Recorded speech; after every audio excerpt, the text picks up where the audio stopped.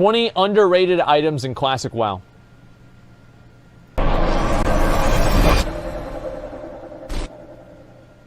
Hey guys, Hamsterwheel here with a new video, and today I want to talk with you guys about some underrated items in Classic WoW. Now when I mean underrated, I'm talking about items that aren't that well known and where people often don't realize just how useful they can be in certain situations. Okay. Things like the Skull of Impending Doom and Title Charm are items that I've seen in PvP and have been brought up so many times that those will not be talked about. I thought Title Charm was a 5-minute with the help cooldown. of the viewers, I found items that are fairly unknown.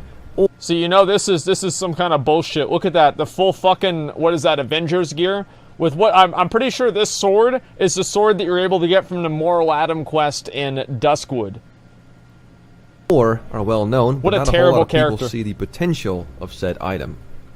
So, without further ado, let's start off this list with the Mark of the Dragon Lord, recommended by Bob Plays. This drops from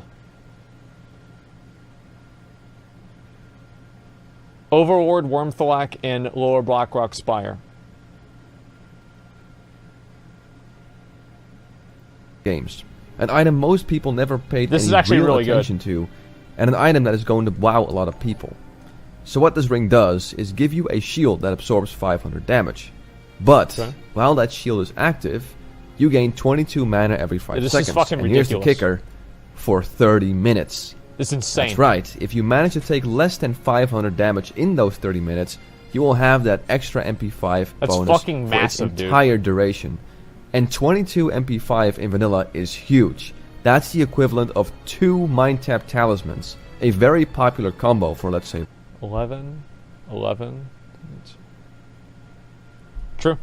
Resto Shamans. The only problem with this item is that it drops off of Overlord Wormthalak. It's a in Lower 1% Blackrock chance. Spire, which isn't as popular a dungeon as, let's say, Upper Blackrock Yeah, Spire. because nobody wants to fucking And on top do it. of that, it has a very low drop chance. But should you be a healer or a class that relies heavily on MP5, and should this item drop, you better try It's really and get it good. because the Like, if shield somebody is has very this, it's powerful. really, really good.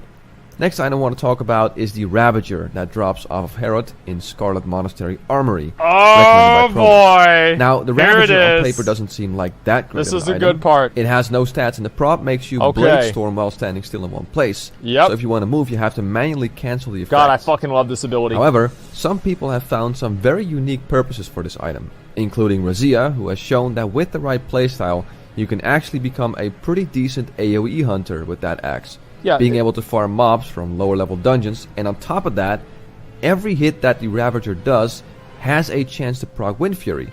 So there is a way where you could be mowing down packs of mobs as a shaman while getting Wind Fury procs for days. That's why I consider this item to be very underrated. Oh my Up god! next is the Silent Fang, recommended by Bob.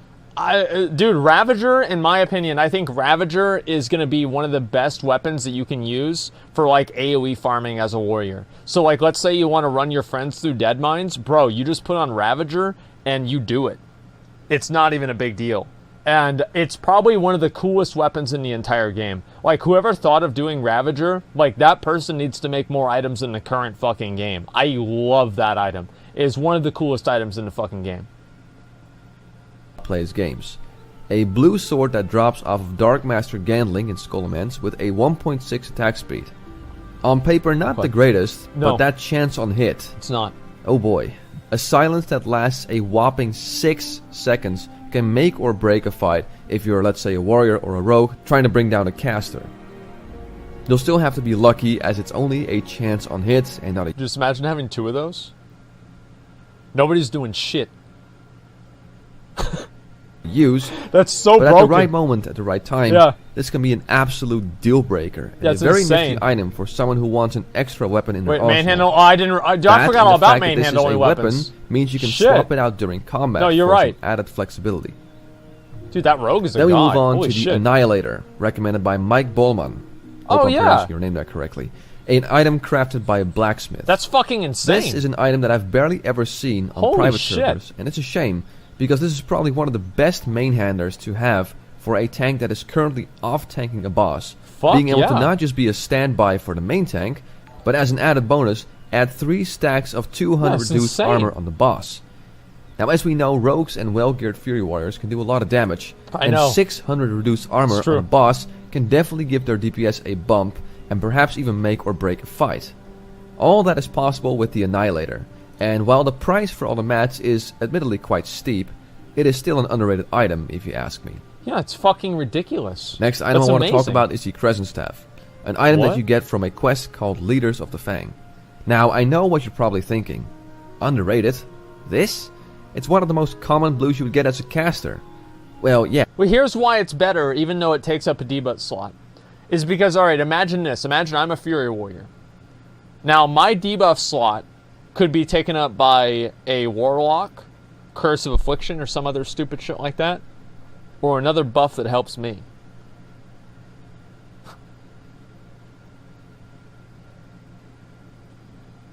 Come on. Fuck him. Yeah, you're right. For yeah, a it's caster. a staff. However, this item is also great for warriors. Wait, what? But it has intellect and spirit. Well, yes, but let me explain. It's really good. You see, in the early stages of leveling a warrior on the Horde side, you don't exactly get any really good two-handed weapons. Yep. Sure, you can go to the auction house or hope for a really good random world drop. Yep. But what if you can't rely on either of those two situations? Well, then look no further, warriors. This is your go-to weapon in your late teens and early 20s. Because while the stats are kinda terrible, the stats are insane. The damage is really good. Look at those. Trust me, I've damage. tried this out on my own server, and even with crappy gear, I was able to mow down mobs at a very respectable pace. It's nothing. I know that wearing a staff as a warrior is kinda weird, but things like sword or axe specialization are talents that come into play much later, when you're past level 30. So yeah, get this as a warrior if you're going to level up as a two-handed Fury I got the warrior Westfall staff. You're gonna love it. Up next is the Green Whelp armor, Oh, also we saw recommended this. by Mike Bowman, and crafted by Yeah, another this is worker. really good. This item is absolutely wonderful if you're leveling in a zone where there's a lot of PvP going on, like Stranglethorn Vale, because every melee attack has a 5% chance to put the target to sleep for 10 seconds. 10 seconds is enough for a melee to bandage up, or for a druid to heal up, gain distance, and root the enemy. That is so really this good. can be a deal breaker and completely ruin an opener for, let's say, a rogue who's trying to gank you with cheap shot then kidney And shot. it's a 5% chance, If he gets put right? to sleep, his combo is ruined, and you have a good chance to counter him. Also, it's not that expensive 5% to is create, insane. so when I'm leveling my Orc Hunter on Classic, you can rest assured knowing that I will have this ready to go if I'm going to a hotbed for gankers. Up next is the Warmonger, recommended by Metagoblin, and it's a world drop. So this item has a warrior/paladin feel to it. It's a sword with a 3.0 attack speed, which is not the best. I don't know about 3 this, strength man. and 3% hit, which makes this item great for hunters in early endgame. Wait, hunters? Oh yeah, despite this thing having that 3 strength on it, it's still an amazing item for hunters who are going to raid and need to stock up on extra hit chance. Because the 3% hit alone makes this item worth getting if you can get it off the auction house for a decent price. Holy shit. I know it might look a little weird, but I've seen hunter after hunter wear this as their very first raiding weapon, so to say, because there are very little weapons in the game that offer you this much extra hit chance. That's a really good point. As we all know, hit chance is the first this is a good stat point. you should focus on if you're a DPS and want to start raiding. Wow. Next item I want to feature in this video is the Horned Viking helmet that drops off of Eric the Swift in Uldaman, and it was recommended by LiveBro. I'm thinking about probably getting this. I'm not sure if I will or not, but I might. Charge an enemy, knock it silly for 30 seconds. 30 seconds. That's fucking ridiculous. It's a Wait, it's horde only?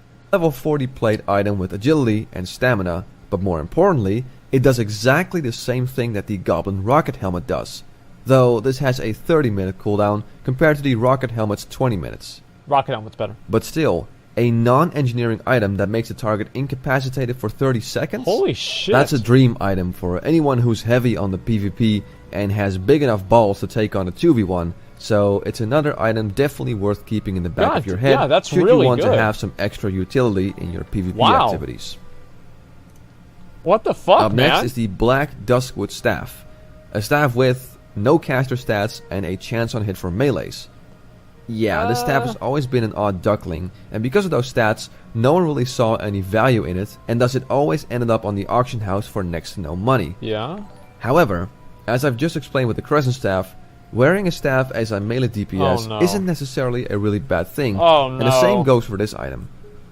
Now this is a level 33 item, so any warrior should have their Whirlwind Axe by now, and have something like Axe or Sword specialization depending on the item. Who's gonna do that 33? However, for enhancement shamans, this item isn't half bad.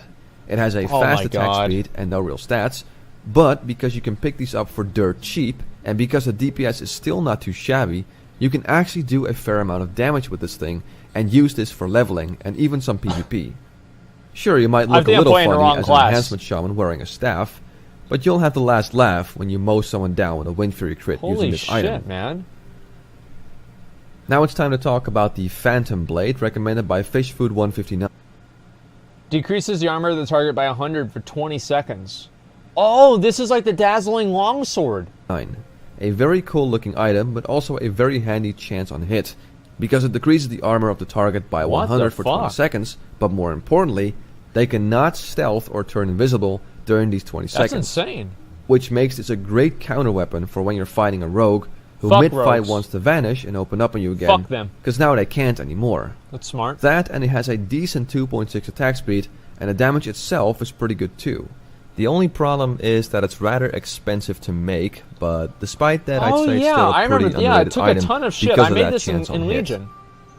Time to talk about something a little different. Okay. The Crystal of Zin Malor, recommended by Moonsty. This item is part of an Alliance quest, and if you never handed that quest, you can have this item for as long as you'd please. So, what does it do? Well, as you can see, it deals damage and drains 100 to 501 mana every seconds if you are not worthy. It also takes away health, so equipping this will make you kill yourself.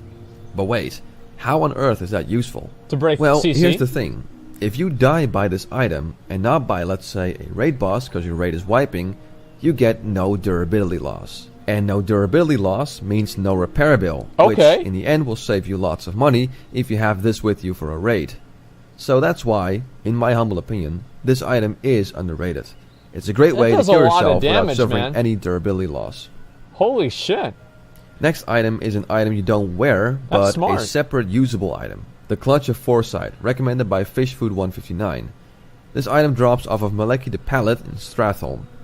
What this does is basically the same thing as a mage's counterspell. It counters the enemy spellcast, preventing any spell from that school of magic being cast for 10 seconds. Is this reusable? So like you just have this and you can use it whenever you want? Or is it like you use it once and it's gone? One charge, okay. Fuck. Oh, and it's unique, so you can't farm them out. That and it also generates a high amount of threat. Wow.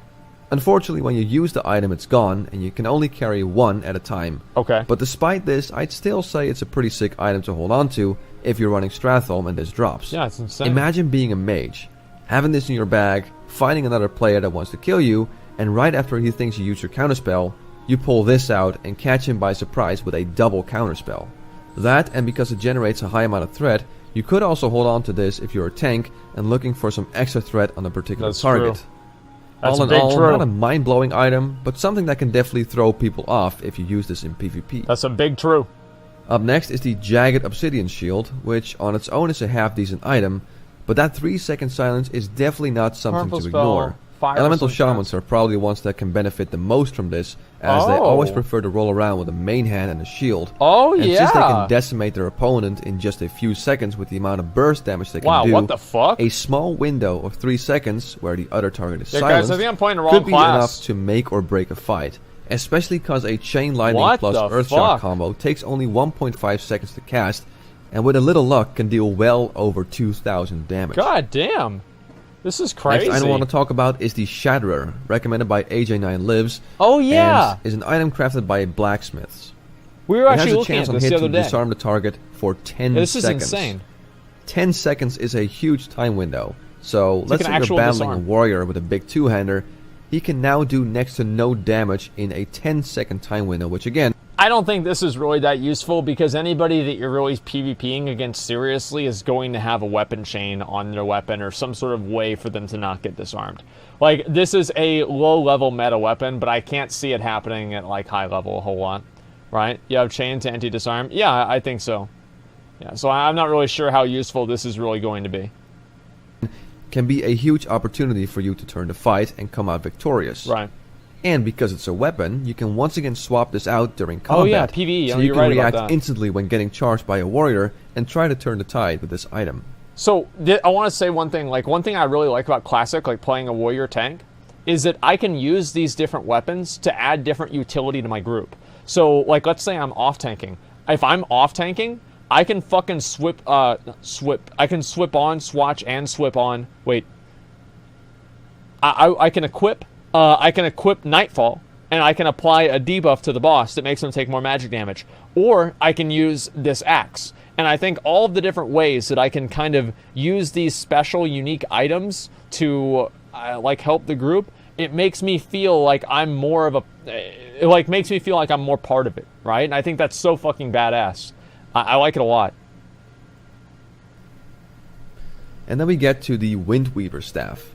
A staff with stamina, intellect, and arcane Not damage. another one. So, on paper, this doesn't No. look like a great staff. No. Warlocks and priests don't rely on arcane damage, and mages don't use arcane missiles that No. often. So, what's the purpose of the staff? Well, balance druids. If you're one of those druids that wants to actually try and level as a balance druid, here's your staff. This thing is amazing for its level, and with a few well-selected items means you can deal nasty Starfire crits at an early level and completely catch people by surprise. It is a random world drop, so you do have to hope that either you get it yourself or that it's on the auction house for a decent price. Who levels this balance? Then we have Mira's Song, My mom did, recommended actually. by Bob Plays Games, which you can get through a quest chain that involves you going to Skullomance. I was about to say, what's that's so great really about good. this item? It doesn't have some weird chance on hit. The stats It's a aren't fast anything to sword. write home about.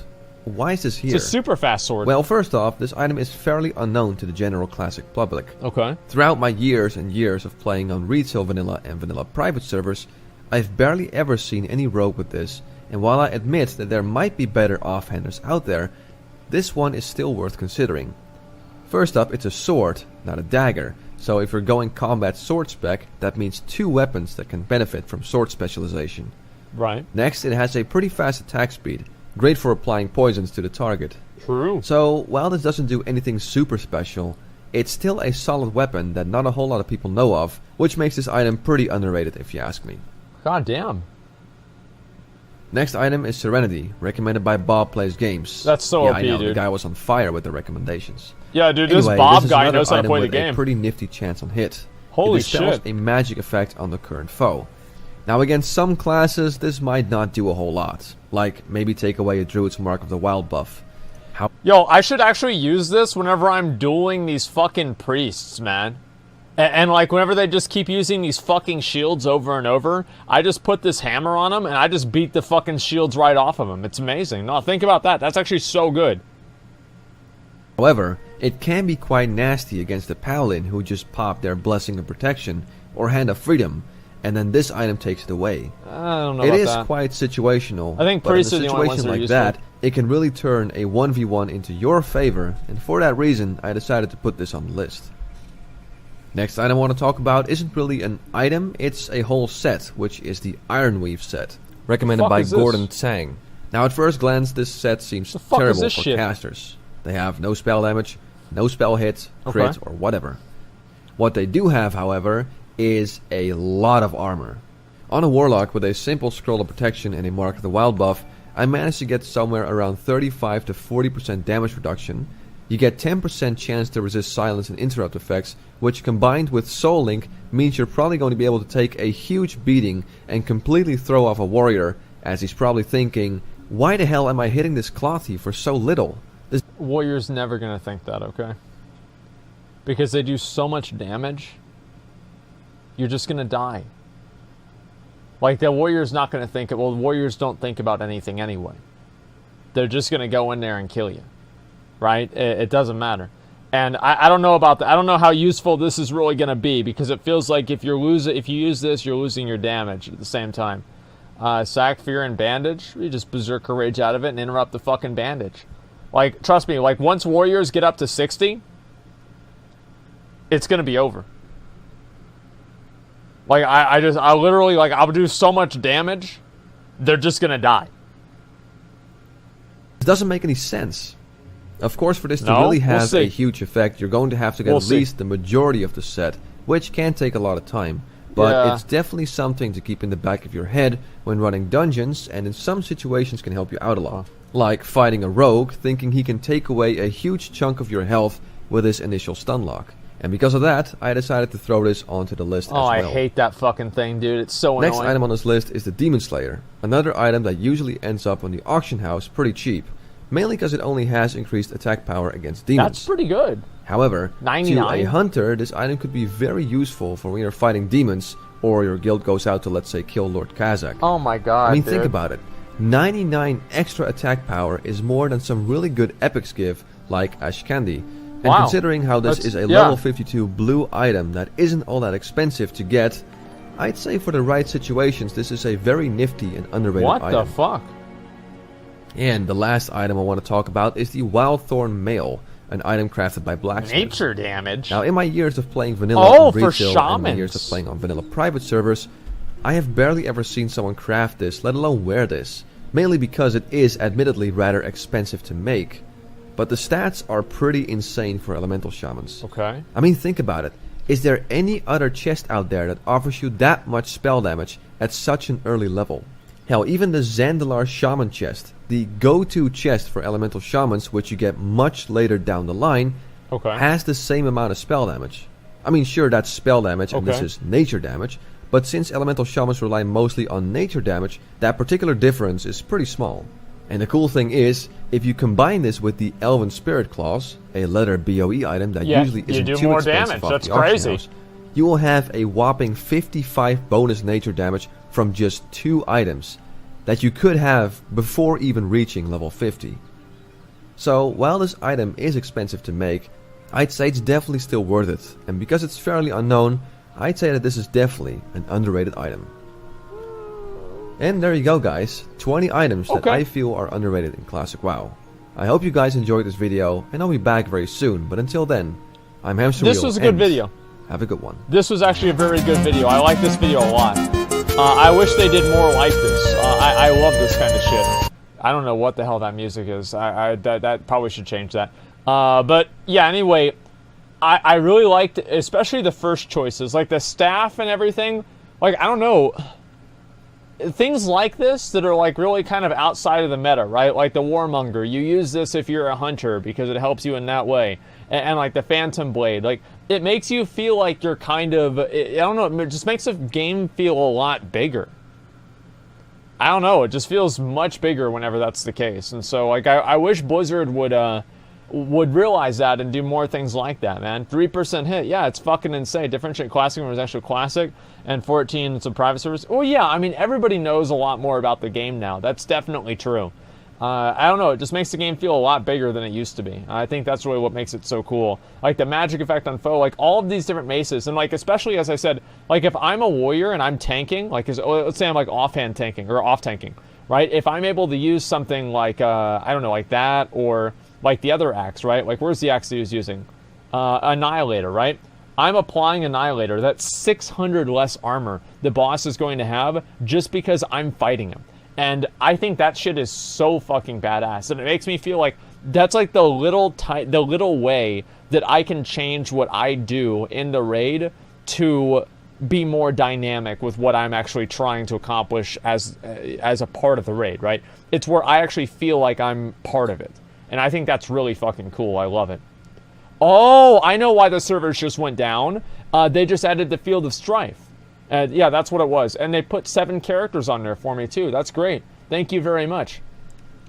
And, yeah, 16 debuff slots. Well, 600 armor is... I think that 600 armor is pretty much worth a debuff slot. Probably more than, like, a Warlock's Dot or something like that. I mean, especially if you're running, like, a melee-heavy comp. I would assume so.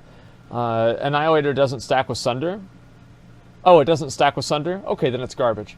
Okay, never mind. Yeah, then it's garbage. Let's see. This one, I do really like this one too. Yeah, it does. Okay, well, who cares? If it does stack with Sunder, then it's great. If it doesn't stack with Sunder, then it's not great. Go back and read the comment. Wait, what's the comment from this? Just a second. Big thanks to everyone. Oh, these are just all the comments here. Yeah, that's about it. Yeah, I mean, here before Asmongold reacts to this.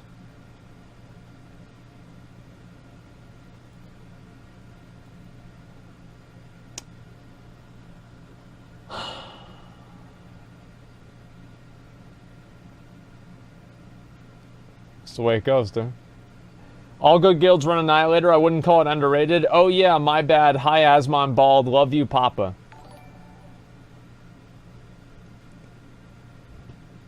Okay, so let's go ahead. We'll look at the next in video. They're getting smarter. Every WoW video, they're just all the comments are about me. I think it's great.